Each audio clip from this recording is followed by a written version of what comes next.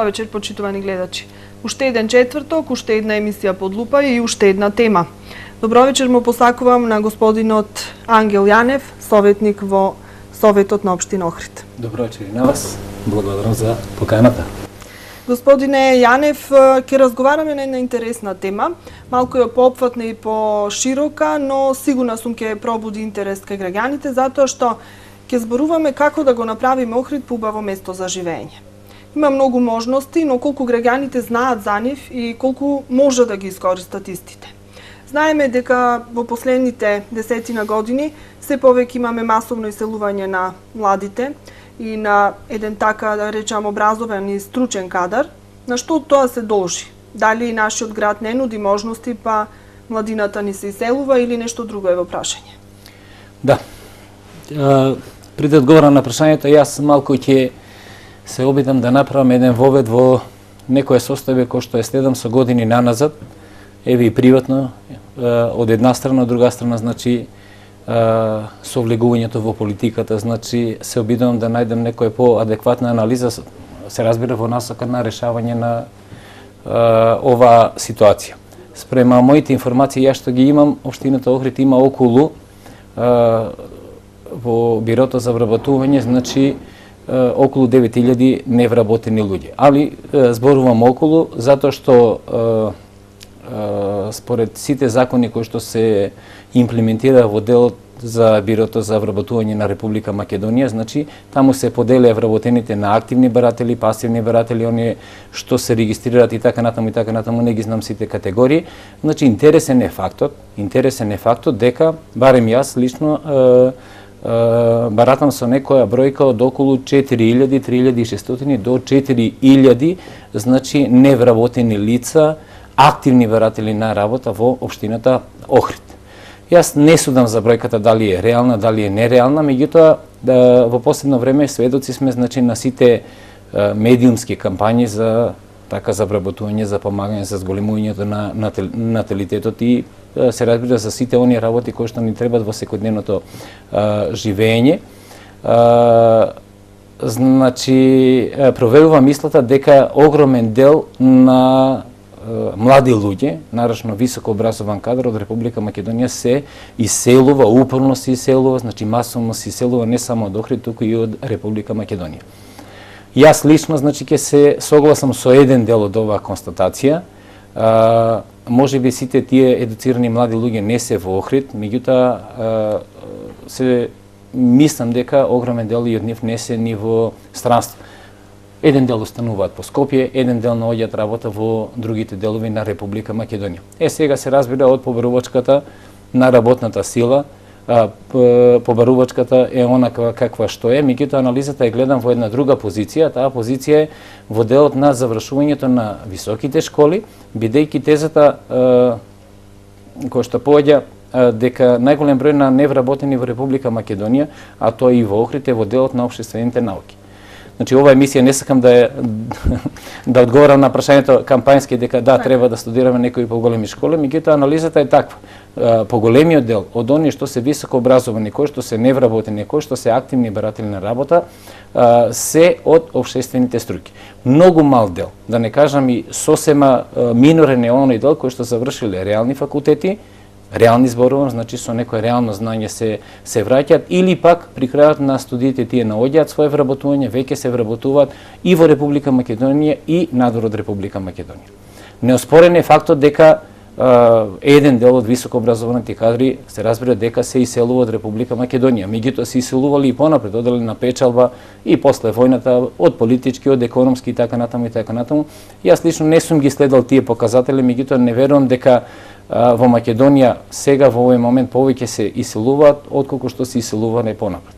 Сега можноста Европска унија така послободен пристап, значи, до работните места во другите држави овозможуваат поголема можност нашите деца и да студираат од една страна и да останат таму, меѓутоа пак велам не ги гледам сите тие причини во насока на некој иселување или масовно иселување од Република Македонија. Така. Генерално, значи, причината за тоа иселување за кое што зборуваме е невработеноста и не може сите граѓани да се вработат во администрацијата или да ја барат својата среќа во некои државни фирми кои што се под државна капа. Веќе знаеме дека општеството налага да се отварат приватни фирми, да се води приватен бизнис, но за тоа треба да се создадат некакви услови. Сега, токму затоа сте вие гостин во вечерашната емисија. Општината од пред 2 месеци започна да одржува секоја среда обуки за како граѓаните да се информираат пред се и да научат да изготвуваат проекти со кои што би аплицирале до европските фондови и би излекле пари од нив. Ајде се малку поконкретно на оваа тема, која што ни е всушност и точка во оваа вечерашна емисија. Да, значи, јас повторно, пред да почнам оваа тема, ќе кажам моментално во Европа се верата со некоја бројка од околу 4 милиони невработени млади луѓе. Млади луѓе, значи тоа е една застрашувачка бројка на ниво на Европа, меѓутоа се бараат и показателите зошто се тие невработени, затоа што од една страна повторно ќе кажам, значи огромен број од тие млади луѓе, не зборувам за Македонија воопшто, бидејќи тој проблем го има и во Германија на пример. За нашите слушатели можеби интересен ќе биде податокот дека секоја година Германија како држава побарава бројка од околу 200 до 300 илјади високо образовани кадри, стручни кадри. Сега ако некој малку подлабоко размислува, значи на народ од 80 милиона луѓе колку што е Германија со една прекрасен образовен систем, со прекрасни школи, значи да се побарува толкава работна снага, има причини. Толкава стручна работна снага, значи има причини. Дали причините лежат во тоа што германците не сакат да учат? Веројатно не се тие причини. Дали причините лежат во тоа што Германија како економска земја се разликува од сите други земји, во позитива се разбира? И тука не верувам. Сега дали се причините воопшто начинот на живење, решената социјала, мирот, решените правила на игра, решените правила на однесување, решените правила на култура и на однесување, решените правила на можностите кои што ги нуди, значи германската држава од една страна, се разбира како држава, и од друга страна, значи германската држава преку формите на европските можности или европските фондови кои што ги нуди. Сето тоа јас ќе го ставам на едно купче, значи сите овие одговори даваат одговори на прашањето, можностите, јас верувам дека и во Република Македонија ги има. Вие во првото прашање ме прашавте и јас ви реков дека еве лично и приватно, значи јас имам приватна школа, огромен дел од моите ученици значи одат на факултети кои што се малку потешки, меѓутоа огромен дел се вработени во Република Македонија.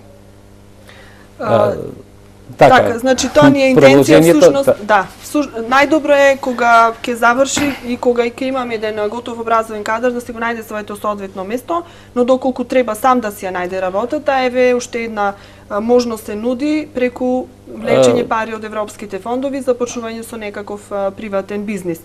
Од каде дојдовте на идеја и зошто дојдовте на идеја за да се одржуваат вакви обуки? Дали дојдовте до сознание дека граѓаните на Охрид, бидејќи се зборуваме конкретно за нашата општина, не се доволно информирани што се нудат и како се може да се излечат пари од европските фондови, за кои европски фондови станува збор, за кои програми, затоа што и тука има многу разлика, и како да ги изработат тие проекти за да можат да аплицираат со нив, да бидат тие целосни издржани, за да можат да добијат пари.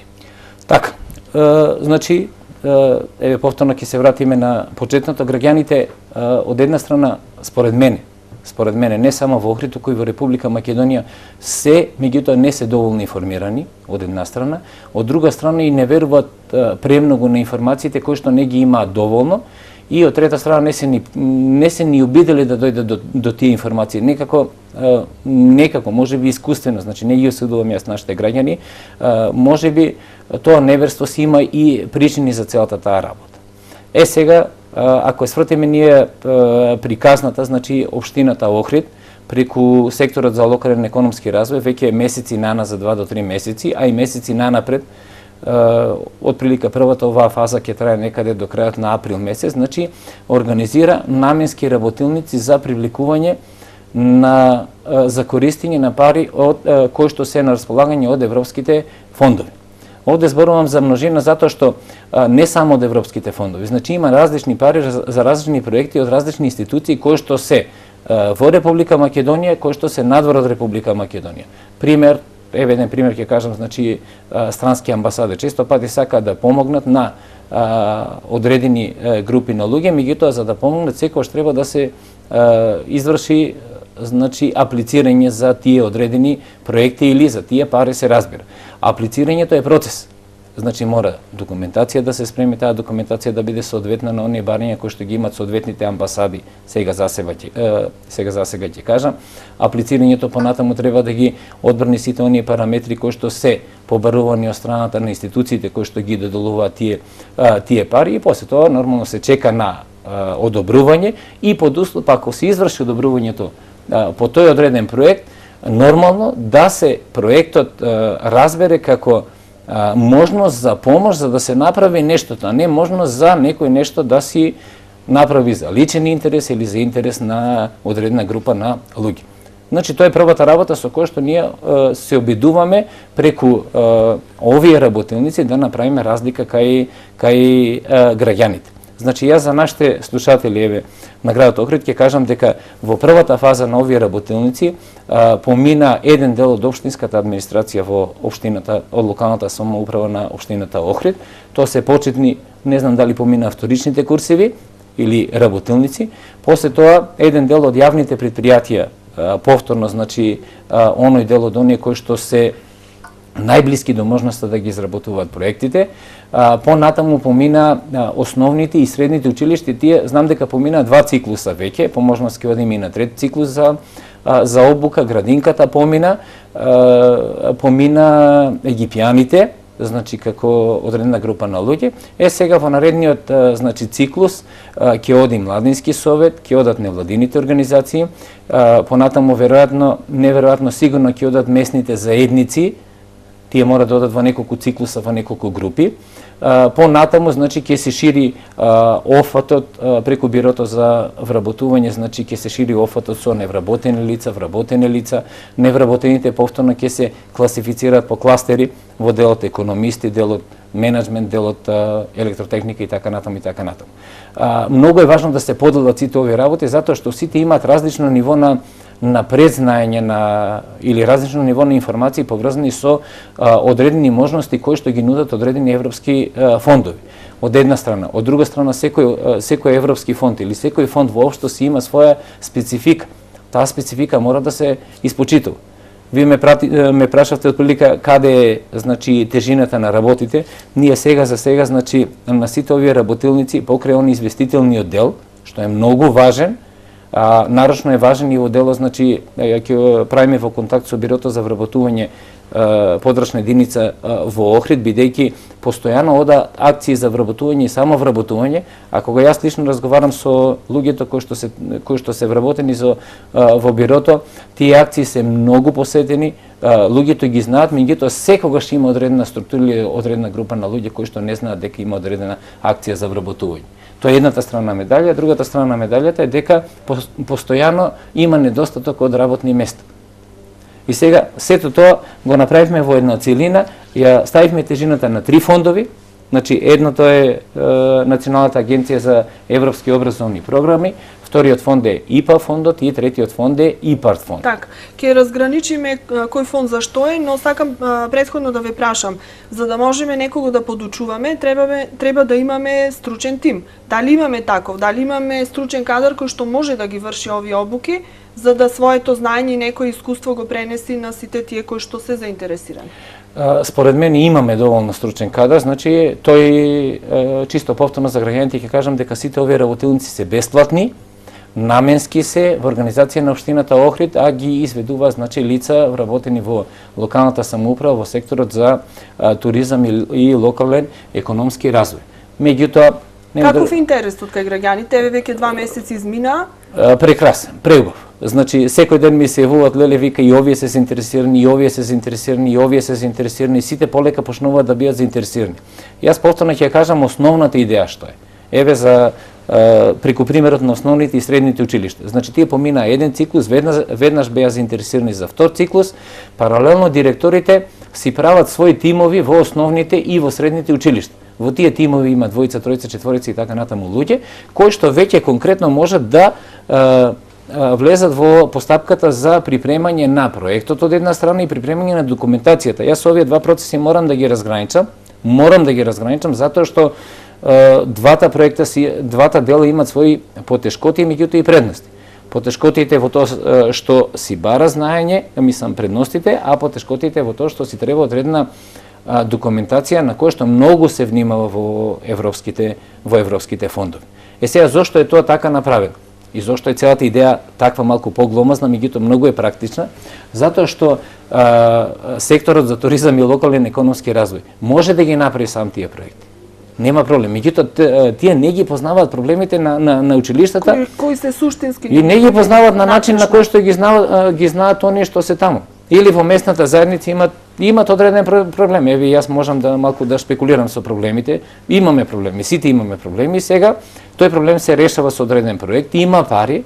Што се случува? Од местната заедница, значи, не знаат каде да побарат, обично си барат од општината, општината не е seможна, значи е можна, меѓутоа не е seможна, и сега можат да побарат од некој пример Европски фонд, меѓутоа прво не знаат дека можат, второ не знаат каде можат, трето не знаат која документација треба, сето тоа да го направат, и четврто, можеби некои знаат, некои не знаат, меѓутоа еве местните заедници го изгубија статусот на правни лица.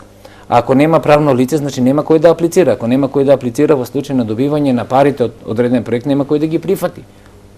И целата таа попат се решаваат сиве овие работи. Значи, се сме во фаза, ние додека, повторно ќе кажам, додека си одат овие работилници, значи за изработка на проекти и за припремање на документацијата по одредени проекти, значи паралелно се прават фазите во кои што, значи, секторот за туризам и локален економски развој има задача да направи упатства за одредени, за ИПА, за ИПАРД, за европски образовни програми, иако повторно ќе кажам, упатствата ги има, значи, за ИПАРД, например, во Министерството за земјоделие.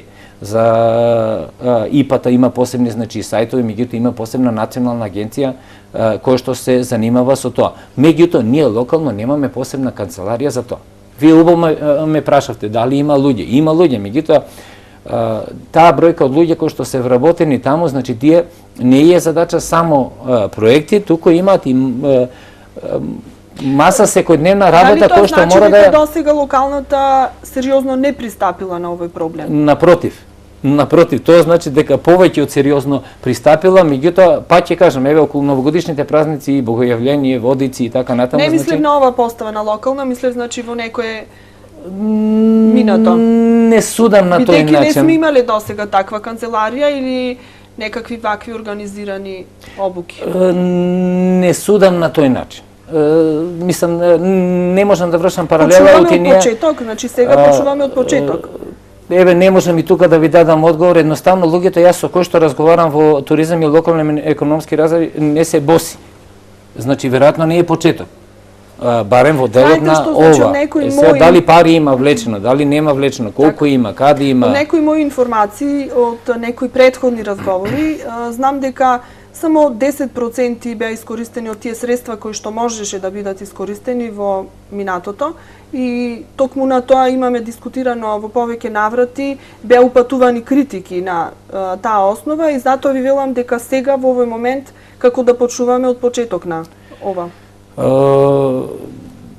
Еве, не знам јас како и да го дефинирам, значи јас знам ова што е сега, јас во која приказна сум, значи јас се надевам дека, знам дека гледајќи го наназад историски, првиот повик беше 2006-2013, заврши сега почна 2014-2012 и за ИПА-та и за ИПАРД. Еразмус плюс програмата, значи повторно е сега во, ќе објасниме малку актуелна. Во оваа фаза, како да кажам, луѓето што барем за сега повторно зборувам, значи луѓето кои што се најобучени, значи во градот моментално, тоа е секторот за туризам и локален економски развој. Меѓутоа не е тоа работата со која што само тоа се занимава. Тие се занимаваат и други работи кои што се тековни за градот Охрид, тековни за локалната самоуправа, во многу сегменти кои што Ке имаме ли издвоена канцеларија и некој тим на стручни луѓе кои што ќе се занимава токму со оваа проблематика во иднина? Јас се надевам дека слушат градоначалникот и така од локалната самоуправа, јас се надевам дека ќе има канцеларија. Се надевам дека ќе има и мислам дека поубаво решение во целата приказна нема да има, или од секторот за локален економски развој, значи да има, ако не грешам сега повторно во целата оваа приказна, значи ќе има 5 луѓе за ИПАР, 5 луѓе за ИПА, 5 луѓе за европски образовни програми, тие 5 да бидат како канцеларија, а повторно ќе вратам приказната назад, значи овие тимови сега што се основните и средните училишта, нека си ги прават проектите 1 2 3 4 5 10, не знам колку ќе направат проекти, секогаш кој ќе имат проблем, секогаш ако имат проблем, телефонот или на лице место тие едноставно да си дојдат во канцеларијата, да си дојдат сега во општината или во секторот за туризам и локален економски развој, заложбата е да се помогне на секоја позиција. Јас велам, сега за сега помина околу 100 луѓе во овие работилници. Ние не можеме да очекуваме дека они за 2 часа или 2 доаѓања или 3 доаѓања ќе направат. Токму тоа сакав да ви прашам, дали е доволно тоа? Далеко е доволно. Значи спрема сите математики кои што се направени, искуствата кои што сум ги следел, значи треба година и пол до 2 за да дојдат првите средства од тие фондови. Значи зборувам за фондови што се ригорозни во документацијата, чиста документација треба да има, чисти подлоги, така натаму ќе позборувам малку и за тоа. Значи треба еден период, меѓутоа тоа е првиот период. Јас ќе ви пренесам, вчера дојдов завчера. Бевте Србија. Србија, значи не знам вчера или завчера. Завчера беше така. Да, токму кога се договаравме за емисијата, така, бевте. Значи јужен регион од прилика, значи некој искуство кое што тие го поминали, тоа ми е многу важно, ќе го кажам и нашето искуство во целата таа работа. И сега едно многу интересно мене ми остане како впечаток, тие имаат соработка, значи градот Лесковац, што е град побратим со градот Охрид, со Бугарија како тоа се меѓугранична соработка од ИПА фондовите се работи. И сега во првата година, бидејќи бугарите побрзо влегоа нели во Европската унија, тие во првата година, значи од средствата кои што заедно ги зеле, пошто заедно мора, таква е програмата, значи околу 20 милиони евра. Ова е околу, спекулирам малку со бројките, меѓутоа е фигуративно да објаснам, околу 20 милиони евра, од тие околу 13% ги земаат србите, а останатото 87% ги земаат бугарите. Таа некоја прва почетна година. Сега, втората, третата година веќе се случува некое балансирање. 47% земаат србите, 53% од парите, а парите се веќе 30 милиони евра во тој период за тој регион, значи Јужна Србија, југоисточна Србија, значи со делот на Бугарија, и 30 милиони. Од тие 30 милиони евра веќе балансирана е сумата на средствата кои што се донесени. Мене лично што ми покажува тој факт? Ми покажува дека во првиот период дека едната страна не била доволно спремна, едноставно народски речено не знаела. Но се научиле. Како не? Како не, 30 милиона евра се 30 милиона евра или 20. Значи сега можеби они учењето го платиле со тоа што од 20 милиони евра зеле 2 или 3 милиони евра, значи од целата сума, меѓутоа после зеле 15 милиона евра повторно наменски. Меѓутоа тие отвориле канцеларија во Ниш, во Лесковац, во други средини. Секаде канцеларијата се отвора онаму кај што има најмногу потреба за тоа. Потребата, значи, она прашање што ми го рековте, за канцеларија е повеќе од поголема. Јас лично повторно ќе кажам, канцеларијата да има 1, 2 или 3 ресора, специјалисти да има 2, 3, 4, 5 луѓе. На крај крајови и да се врзат тие со проектите. Платата ќе и оди ако имаат проекти. Дел од проектите, од сите, повеќето овие проекти што се од ИПА, од ИПАРДот, се делот за изготвување на проектите. Така да не мора да бидат на сметка на... Сега ќе ве одморам малку со една пауза за реклами, а потоа ќе зборуваме што е тоа ИПА, што е тоа ИПАРД, како кратенки на граѓаните ништо не им значат, затоа малку ќе навлеземе во нивното значење.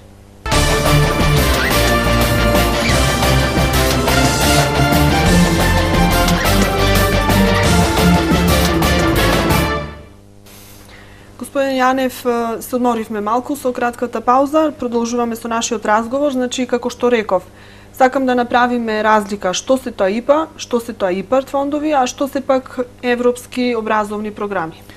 Така, јас ќе почнам значи од европските образовни програми и за сите повторно ваши гледачи ќе кажам сите оние што се интересираат малку повеќе за повеќе информации може да го направат на страната на Националната агенција за европски образовни програми na.org.mk. Значи, тука ќе кажам еве еден податок во пари, значи 14,7 милиарди евра се предвидени за наредниот период 2014-2020 година, значи што Европската унија ќе ги потроши. Зашто ќе ги потроши тие пари? Околу 4 милиони најмногу ученици, значи студенти, професори, наставници, образовни институции, невладени организации за млади, за спорт, за култура, за образование, за едукација, до едукација и така натаму и така натаму. Поентата е повторно она што ви кажа. Значи моментално има една фантастична бројка од околу 6 милиони луѓе кои што се невработени од една страна, а од друга страна, значи работодавците се жалат на вештините кои што ги посетуваат тие млади луѓе, бидејќи дел и од тие млади луѓе се високо образовани, а сепак се необразовани. Мислам дека значи немаат работни вештини кои што се потребни на пазарот. Парчето хартија, значи не можат веднаш да се вклучат во процесот. Некој не можат и воопшто. Ние сме сведоци дека во некои земји дипломите од некои земји не се признаваат. Луѓето повторно да тамо на едукација повторно одат да се школуваат, да се дошколуваат и така натаму и така натаму. Значи, ова Еразмус програма, како што реков, е многу интересна, нарочно за градот Охрид, и тука јас би ги повикал, значи, прво образовните институции, значи било за претшколско, школско, високо образовните институции, агенциите за млади и спорт. Еве ние имаме младински совет и совет на млади, сега две тела.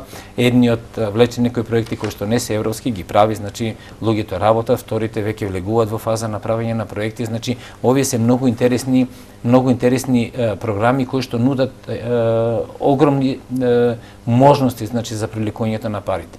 Второ, многу спортски клубови и спортски активности ние имаме во градот Охрид кои што константно кубура, значи со средства, и тие можат да влезат во таквата приказна. Ние можеме од една страна, значи, да и ветиме дека една или две работилници повторно за сметка на општината Охрид, значи да ги повикаме, прво да ги известиме, второ да се обидеме, значи заедно со нив да дојдеме во ситуација да изготвиме некој проект, а трето, значи од Националната агенција неколку предавања или неколку работеници да викнеме луѓе од Скопје да си дојдат. Тие се повеќе од желни да го направат тоа и бараат иницијативи, значи од средините какви што сме ние. Јас баратам со некоја бројка повторно, да не спекулираме со бројки, меѓутоа во разговор со директорот на Националната агенција, мислам дека оваа година треба на Македонија да се одобрат околу 3,4 милиони евра за ваква намена.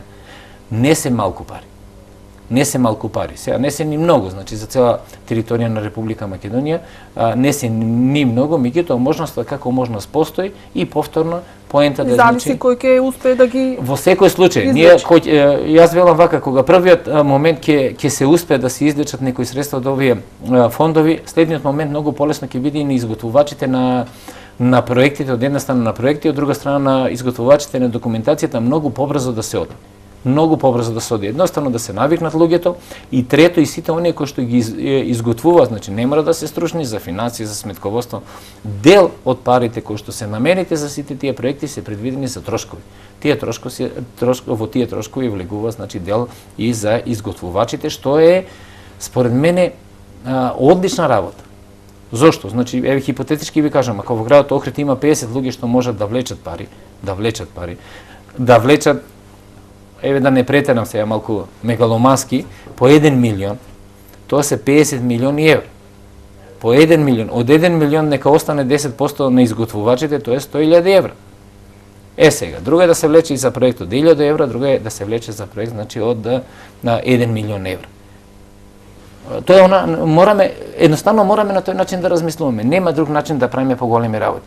Ние ситните со ситни пари ќе направиме нешто, меѓутоа тоа е ситно, тоа е импровизација. Таа импровизација во ред, коректна е, меѓутоа. Но сето ова не е само некоја визија, значи ова е реално и може да се реализира, затоа што рековте имаме примери каде што тоа прекрасни примери е реализирано веќе. Јас морам да ви кажам, еве, чисто за волја на вистините, за нашите гледачи, за вашите гледачи, значи еве за ИПА фондовите. Значи отприлика за што се работи, тоа е фондови кои што ги дава значи Европската унија за делот на местата кои што се повеќе меѓугранично ориентирани за меѓугранична соработка. Значи тука има и други компоненти, повторно нема да навлегувам во техниката, а јас еве јавно и би ве замолил прва прилика, значи овие што се пострушни во техничките делови на некои од емисиите сигурно ќе биде корисна за нашите. А сега ја отвараме темата, предпоставам ќе има интерес кај граѓаните, а ние работиме во нивниот интерес. Сигурно дека ќе имаме и некој друго гостување со некој друг гостин кој што технички ќе ни ги образложи овие работи. Јас себе посакувам и сето тоа да биде, значи морат луѓето да се убедат дека сето тоа функционира. Иначе еден статистички податок ќе ви кажам, во Република Македонија првиот циклус беше 2006, 2007, 2013, а сега 2014, 2020. Во тој прв за Македонија се доделени 622 милиони 478.002 евра, според овие показатели што јас ги имам, за 5 компоненти. Првата компонента се вика транзицијска помош и институционална надградба. Тоа е она што Европската унија постојано значи го потенцира. Тука се околу 244 ќе кажам милиони евра. Втората компонента е преку гранична соработка, ова за која што зборуваме, тоа се 32 милиона 626.000 евра. Тука ние би можеле, имаме бесконечно поле на соработка, бидејќи проблемот и албанците, Република Албанија, албанците. Со Албанија имаме и едно заедничко национално богатство, така да навистина би можеле тука многу средства. Така, Охридското езеро е придобивка, значи тоа е бесконечна можност. Меѓутоа тука треба луѓе како Дејан Пановски, како многу луѓе кои што се директно инволвирани значи во сите приказни. Пак верам информираноста мора да тече на сите страни. Но информираноста недостасува и од нивна страна. И тие имаат проблем. Значи и тие можеби сакат, меѓутоа и тие не знаат. Ние бевме неколку пати и приватно и вака службено и преку општината и тие го имаат истиот проблем. Ево оваа емисија или ваква емисија и таму треба и таму едностранно треба да се научат значи луѓето да ги користат овие фондови. Бевме во Пустец. Пустец е од другата страна. Пустец е мало место, како да ви кажам, неразвиено мало место. Меѓутоа, еве од овие фондови има толку можност за привлекување на средства, меѓутоа повторно нема кој да ги сработи. Кој да ги сработи, точно. И да ги сработи на начин на кој што се бара Европската унија. Јас имав еден, како да кажам, малку недефиниран муабет, го прашувам еден многу успешен човек кој што барата со фондови, меѓутоа не со овие европските фондови. Вика, јас не работам европски фонди, барале премногу ситници, технички карактеристики, запирки, ова барале, она барале, вака барале, онака барале. Барат, на убави очи никој не дава пари, значи сето тоа мора да се знае. Прво, зошто ќе ги дадат парите, второ, кому ќе ги дадат парите, трето, транспарентност на трошењето на парите. Значи никој нема да положи 200-300 илјади или милион евра и сега одеднаш другите значи бахато ќе се однесуваат со тие пари, напротив, значи се има контроли значи во сите фази на користење на средствата. Албанците се исто така, албанската страна е според мене една прекрасна можност за нас од оваа страна, а за местата како што се Трпеца, Пештани, значи попат што се таа можност се мултиплицира. Затоа што со новата компонента што сега ќе излезе, јас пак нема да навлегувам во технички детали, ИПА-2, се дава можност, значи, покрај меѓуграничната соработка, се дава можност, значи, за развивање на во руралните средини, во околината на Охрид, кој што не само што не мора да гравитираат и према Албанија, него воопшто за отварање на бизниси, на мало стопанство, големо стопанство и така натаму, значи, средства кои што достигнуваат и до 80-90% во поврат од вложените средства. А тоа се фантастични суми на пари. Така. Јас овде ќе кажам само... Сите протежираме влез во Европа, на овај начин Европа ќе влезе кај нас. Ако мене ме прашате, јас лично, значи, не би сакал, јас би сакал да имаме индустрија, да немаме потреба од тие пари, сето тоа да функционира како што треба во идеалното, меѓутоа и да имаме индустрија, повторно би ги користел тие пари, бидејќи тие се пари на граѓаните на Европската унија. Не е на одмет нешто плюс. Во секој случај, пак велам, можностите се бесконечни. Ама повторно треба и предуслови.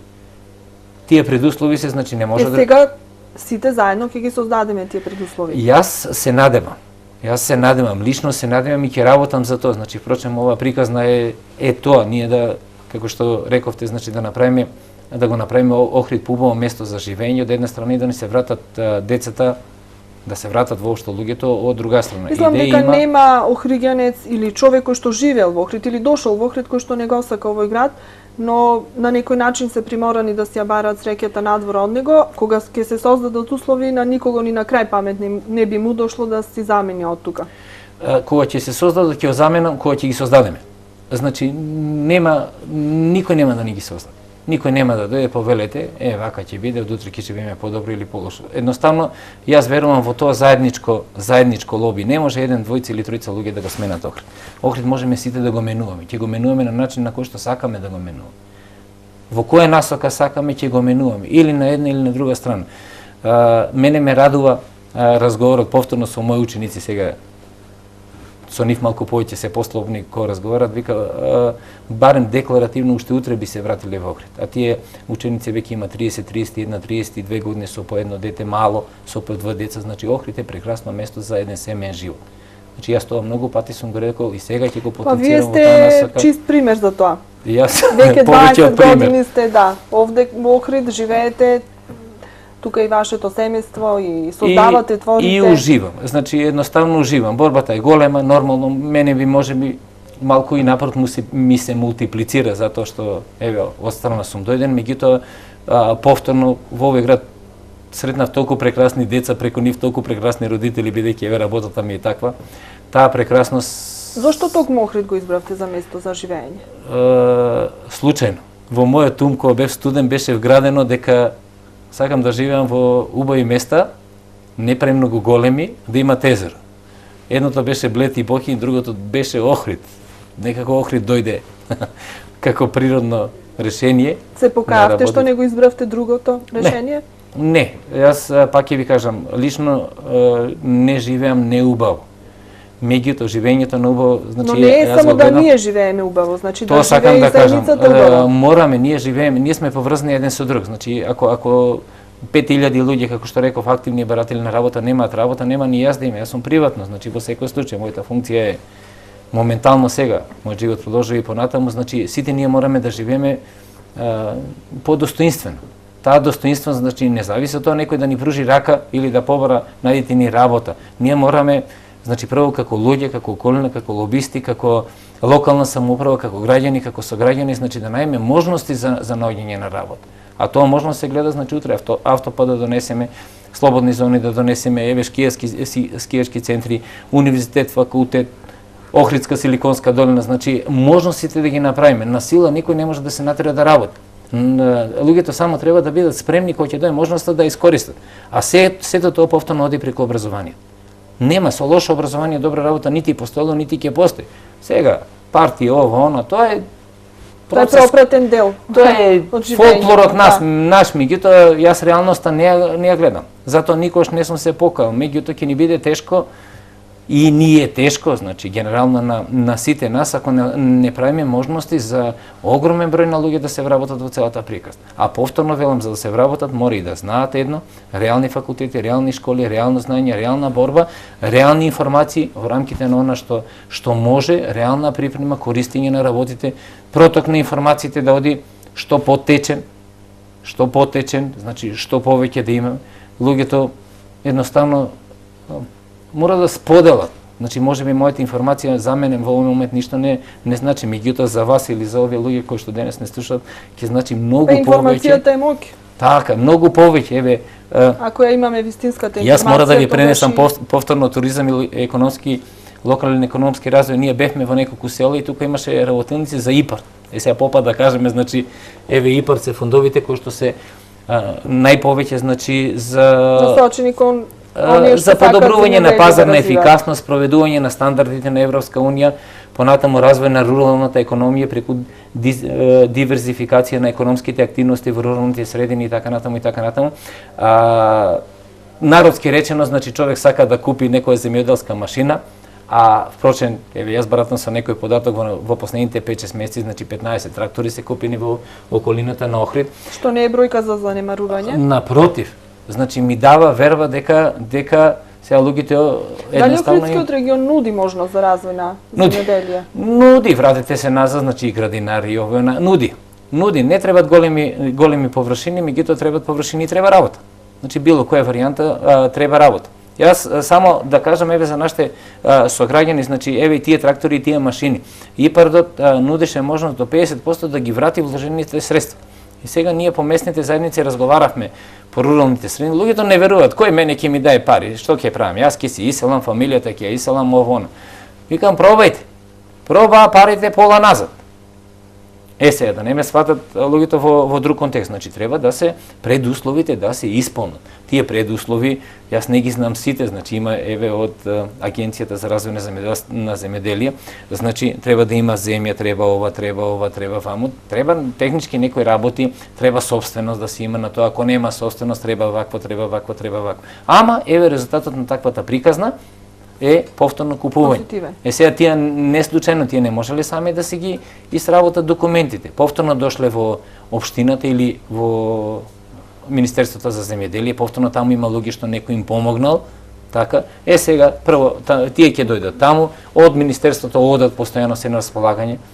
Значи приказната е тука, луѓето едноставно да прашат, не мора да влегува веднаш ниво инвестиции, ниво кредити, ниво ова, ниво она, меѓутоа полека приказната да почне. Дали општината имате некакво сознание во моментов работи на некои проекти, еве од овие, како што рековме, програми за излекување на пари, европските фондови?